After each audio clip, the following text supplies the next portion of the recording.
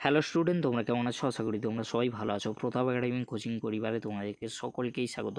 তোমরা যারা 2025 সালে উচ্চ মাধ্যমিক পরীক্ষা দেবে, তোমাদের জন্য আজকের আমি নিয়ে চলে এলাম ইতিহাসের দ্বিতীয় অধ্যায় গুরুত্বপূর্ণ কোশ্চেন উইথ অ্যান্সার। এই ভিডিওর মাধ্যমে যে কোশ্চেনগুলি আমি আলোচনা করব, এমসিকিউ এসএকিউ, এই কোশ্চেনগুলি অত্যন্ত গুরুত্বপূর্ণ। বছরের প্রথম থেকে তোমরা ভালো করে রেডি করে নাও। অবশ্যই তোমরা এখান থেকে সমস্ত কোশ্চেন তোমরা কমন পেয়ে যাবে। কোশ্চেনগুলি আলোচনা পূর্বে তোমাদেরকে বলে রাখি, দ্বিতীয় অধ্যায়ের নাম রয়েছে ঊনবিংশ ও বিংশ শতকে উপনিবেশবাদ ও সাম্রাজ্যবাদের প্রসার। এই অধ্যায় থেকে দুটি এমসিকিউ, তিনটি এসএকিউ আর একটি বড় কোশ্চেন আসবে। বড় কোশ্চেনের অলরেডি কিন্তু সাজেশন ভিডিও আপলোড করা হয়ে গিয়েছে, আর প্রথম অধ্যায়ে গুরুত্বপূর্ণ কোশ্চেন উইথ অ্যান্সারও আলোচনা করা হয়ে গিয়েছে। তোমরা যদি সেই ভিডিওগুলি না দেখে থাকো, এই ভিডিও ডেসক্রিপশন বক্সে আমি লিঙ্ক দিয়ে দেবো, পারলে তোমরা দেখে নেও। আজকে আমরা দেখে নেব দ্বিতীয় অধ্যায়ে গুরুত্বপূর্ণ এমসিকিউ আর এসএকিউ কোশ্চেন উইথ অ্যান্সার। প্রথমেই আমরা দেখে নেব গুরুত্বপূর্ণ এমসিকিউ কোশ্চেন উইথ অ্যান্সার। দেখে নাও তোমরা। ফার্স্ট কোশ্চেন, উত্তমাশা অন্তরীপ সর্বপ্রথম প্রদক্ষিণ করেন? অ্যান্সার হবে বার্থোলোমিউ দিয়াজ। অ্যান্সার হবে Bartholomew Diaz. Next, the wealth of Nations গ্রন্থের লেখক হলেন? অ্যান্সার হবে অ্যাডাম স্মিথ। অ্যান্সার হবে অ্যাডাম স্মিথ। ওয়েল পলিটিক নীতিটি কে গ্রহণ করেন? অ্যান্সার হবে কাইজার দ্বিতীয় উইলিয়াম। কৃষ্ণাঙ্গরা শ্বেতাঙ্গ মানুষের বোঝা, এই ধারণাটি প্রচার করেছিলেন? অ্যান্সার হবে রুড ইয়ার্ড কিপলিং। অ্যান্সার হবে রুড ইয়ার্ড কিপলিং। এবারে তোমরা দেখে নাও স্তম্ভ মেলানো, the wealth of nations, imperialism a study, imperialism the highest stage of capitalism, আর আঙ্কেল টমস ক্যাবিন। উত্তর তোমরা দেখে নাও, একের সি হবে, আর দুইয়ের এ হবে, তিনের বি হবে, আর চারের ডি হবে। তোমরা দেখে নাও, মিলিয়ে নাও। ভাস্কর দা গামা ভারতের কোন বন্দরে প্রথম পদার্পণ করেন? অ্যান্সার হবে 1498 খ্রিস্টাব্দে কালিকট বন্দরে। পরবর্তী স্তম্ভ মেলানো, তোমরা দেখে নাও সাম্রাজ্যবাদ একটি সমীক্ষা। উত্তর হবে ডি। তোমরা দেখে নাও হিস্ট্রি অফ ব্রিটিশ ইন্ডিয়া। উত্তর হবে তোমরা দেখে নাও সি। ওয়েলথ অফ নেশনস, সঠিক অ্যান্সার হবে তোমরা দেখে নাও এর দাগে যেটি রয়েছে অ্যাডাম স্মিথ।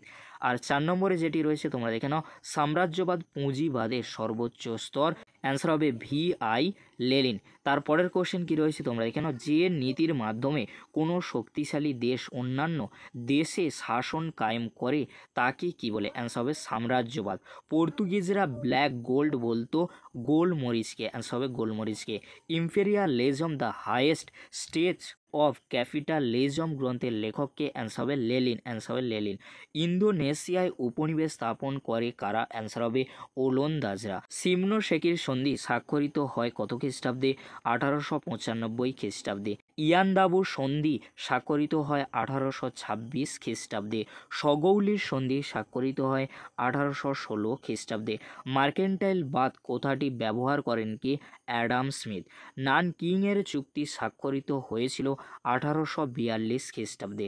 ভারতের কোন রাজ্যে প্রথম ইংরেজরা রাজনৈতিক আধিপত্য প্রতিষ্ঠা করে? অ্যান্সার হবে বাংলা। অ্যান্সার হবে বাংলা। আফ্রিকাতে প্রথম উপনিবেশ স্থাপন করেছিল? অ্যান্সার হবে ফরাসিরা। অ্যান্সার হবে ফরাসিরা। নয়া সাম্রাজ্যবাদ কথাটি কে ব্যবহার করেন? অ্যান্সার হবে ডেভিড টমসন। অ্যান্সার হবে ডেভিড টমসন। আমেরিকা মহাদেশকে নতুন বিশ্ব নামকরণ করেন কে? Amerigo Vespucci. অ্যান্সার হবে আমেরিগো ভেসপুচি। কোলোনিয়া যে শব্দ থেকে উদ্ভূত হয়েছে তা হলো লাতিন শব্দ। রিয়েল পলিটিক নীতির প্রবক্তা হলেন বিসমার্ক।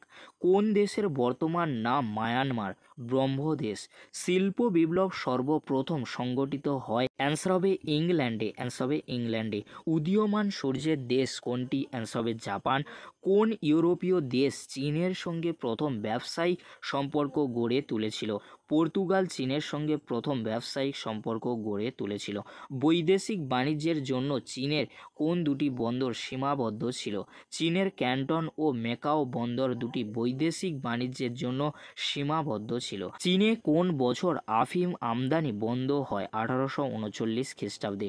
হবসন রচিত দুটি গ্রন্থের নাম লেখো, অথবা যে হবসনের দুটি বইয়ের নাম লেখো। হবসন রচিত দুটি গ্রন্থ হলো ইম্পেরিয়ালিজম এ স্টাডি এবং economic interpretation of the investment.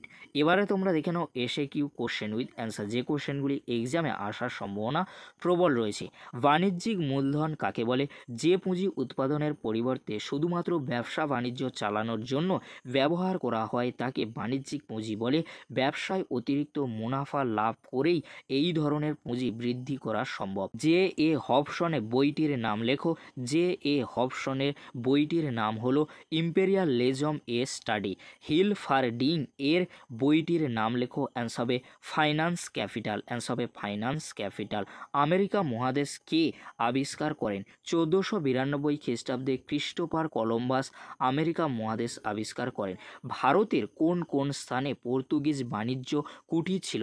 Answer হবে ভারতের বোম্বাই, কোচিন, বেসিন, সল্টসেট, দিউ, হুগলি প্রভৃতি স্থানে পর্তুগিজ বাণিজ্য কুঠি ছিল। মার্কেন্টাইলবাদ কি? ষোড়শ শতক থেকে অষ্টাদশ শতকে ইউরোপে এক বাণিজ্যিক ব্যবস্থা চালু হয় যেখানে সরকার রাষ্ট্রের সমস্ত বাণিজ্যিক কার্যকলাপ নিয়ন্ত্রণ করত।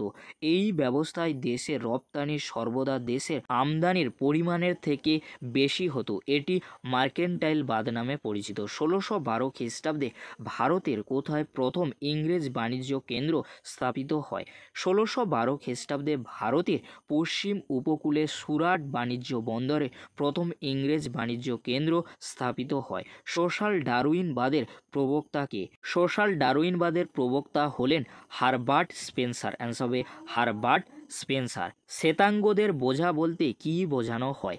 ইউরোপের ঔপনিবেশিক শ্বেতাঙ্গ বাসিন্দাদের অনেকে নিজ জাতির শ্রেষ্ঠত্ব তুলে ধরতেন এবং দাবি করতেন যে এশিয়া বা আফ্রিকার মতো পিছিয়ে পড়া কৃষ্ণাঙ্গ জাতিগুলির উন্নতির দায়িত্ব তাদের পালন করতে হবে।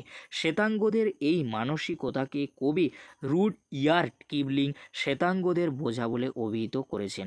লগ্নি পুঁজি কাকে বলে? শিল্প বা বাণিজ্য থেকে উচিত মুনাফা যখন পুনরায় শিল্প বা বাণিজ্যে বিনিয়োগ করে আরও মুনাফা অর্জনের উদ্যোগ নেওয়া হয় তখন তাকে লগ্নি পুঁজি বলে। সাম্রাজ্যবাদ বলতে কী বোঝো? কোনো রাষ্ট্র বা জাতির ওপর অন্য কোনো শক্তিশালী রাষ্ট্রের অর্থনৈতিক বা রাজনৈতিক নিয়ন্ত্রণ প্রতিষ্ঠাই হলো সাম্রাজ্যবাদ। কত সালে আমেরিকা যুক্তরাষ্ট্র গঠিত হয়? 1776 খ্রিস্টাব্দে 9ই সেপ্টেম্বর আমেরিকা যুক্তরাষ্ট্র গঠিত হয়। ভাস্কর দা গামা কবে ভারতে আসেন? 1498 খ্রিস্টাব্দে পর্তুগিজ নাবিক ভাস্কর দা গামা ভারতের পশ্চিম উপকূলের কালিকট বন্দরে আসেন।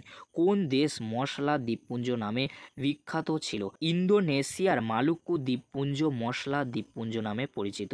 নতুন বিশ্ব বলতে কী বোঝো? সপ্তদশ অষ্টাদশ শতক নাগাদ স্পেন, পর্তুগাল, ব্রিটেন প্রভৃতি ইউরোপীয় দেশগুলি আমেরিকা মহাদেশে নতুন উপনিবেশ গড়ে তোলে। এই উপনিবেশটি নতুন বিশ্ব নামে পরিচিত।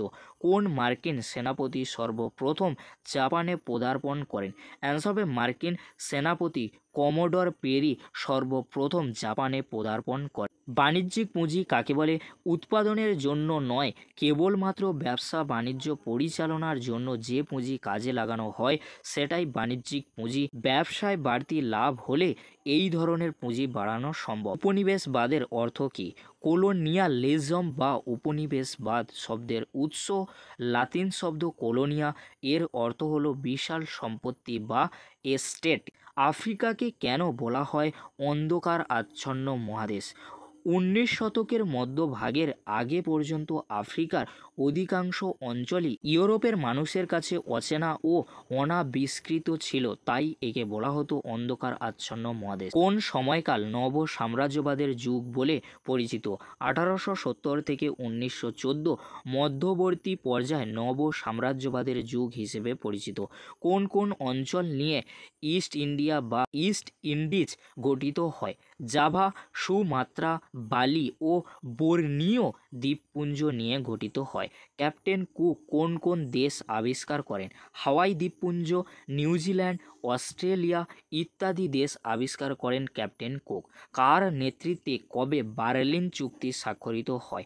জার্মান চ্যান্সেলর বিসমার্কের নেতৃত্বে 1885 খ্রিস্টাব্দে বার্লিন চুক্তি স্বাক্ষরিত হয়। মুক্ত বাণিজ্য নীতির প্রবক্তাদের কী বলা হতো? এই নীতির অন্যতম সমর্থক কে ছিলেন? অ্যান্সার হবে ফিজিওক্র্যাটস বলা হতো। এই নীতির অন্যতম সমর্থক হলেন অ্যাডাম স্মিথ। নীল জল নীতি কি? পর্তুগিজ শাসনকর্তা আল বুকারকের সাম্রাজ্য বিস্তার নীতি নীল জল নীতি নামে পরিচিত।